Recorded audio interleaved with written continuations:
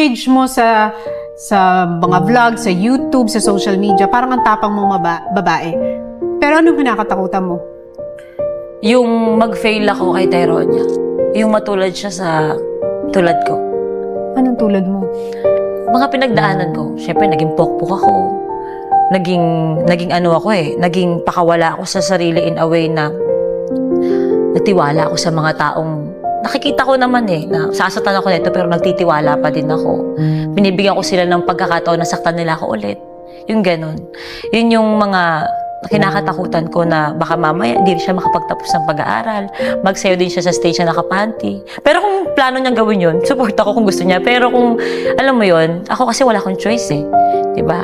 Kung ako may pagkakataon ako gusto kong maging teacher, gusto ko nang iginagalang ako, pero hindi ganun yung buhay.